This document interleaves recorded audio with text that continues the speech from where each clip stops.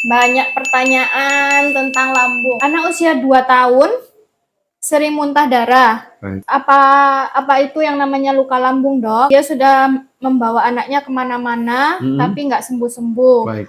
Sering asam lambung, tapi sering minum obat. Luka di lambungnya mungkin semakin memperparah. Baik. Nyeri lambung, keringat dingin, Ya. terus kayak lemas, tidak punya tenaga. Makan juga tidak enak. Ya. Gimana solusinya, Dok? Jadi perlu diingat ya, gangguan lambung ini saya sudah bilang, jangan dibikin main-main.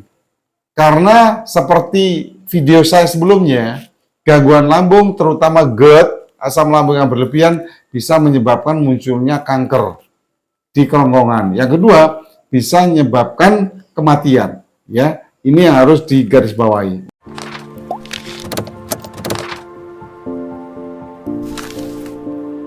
Assalamualaikum warahmatullahi wabarakatuh. Waalaikumsalam Bertemu dengan warahmatullahi kita lagi, Dr. Edi dan Lia.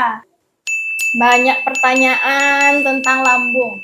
Saya akan menanyakan beberapa pertanyaan. Baik. Terkait dari media sosial Dr. Edi. Ya. Ada yang bertanya, anak usia 2 tahun sering muntah darah. Baik. Apa itu yang namanya luka lambung, Dok? Dia sudah membawa anaknya kemana-mana, tapi nggak sembuh-sembuh. Baik.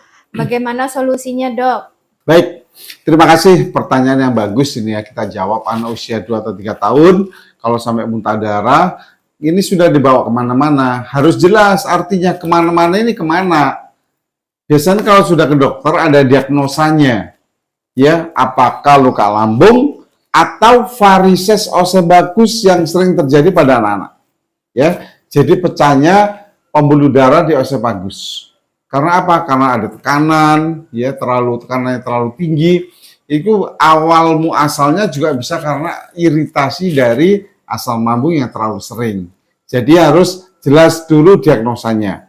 Tapi insya Allah dengan bantuan nutrisi yang saya lakukan, ada case atau pasien saya itu usia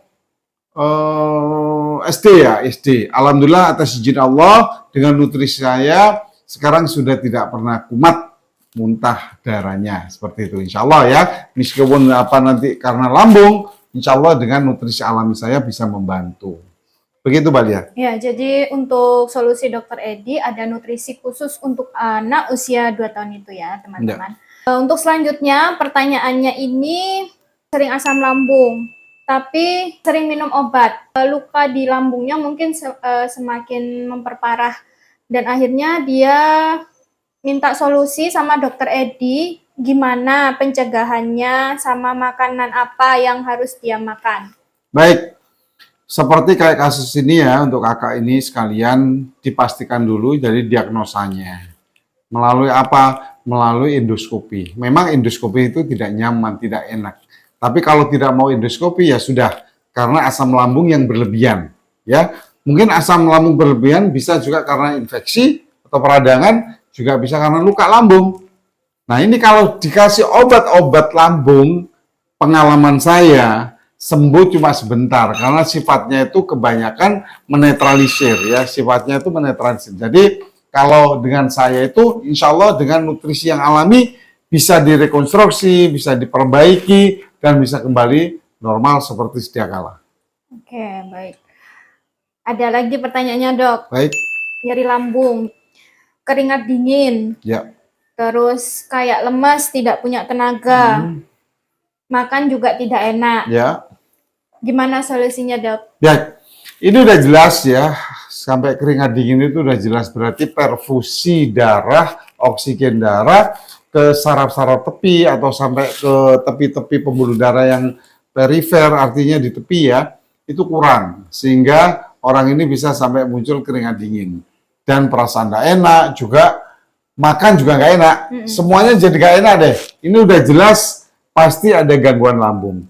Jadi perlu diingat ya, gangguan lambung ini saya sudah bilang jangan dibikin main-main. Karena seperti video saya sebelumnya, gangguan lambung terutama GERD, asam lambung yang berlebihan bisa menyebabkan munculnya kanker di kerongkongan. Yang kedua bisa menyebabkan kematian ya. Ini yang harus digarisbawahi. Untuk itu makanan-makanan yang harus dicegah atau stop, makanan seperti pedas, cabai, asam-asaman, terus kopi, terus minuman yang beralkohol atau bersoda. Ini harus betul-betul di stop. Jadi sementara minyak juga dikurangi. Jadi makanlah yang rebus dan kukus seperti itu. Oke, baik. Terima kasih atas jawaban dari Dokter Edi. Mungkin untuk pertanyaan-pertanyaan selanjutnya nanti di sini akan dijawab sama Dokter Edi di next video selanjutnya. Terima kasih. Assalamualaikum warahmatullahi wabarakatuh. Waalaikumsalam warahmatullahi wabarakatuh.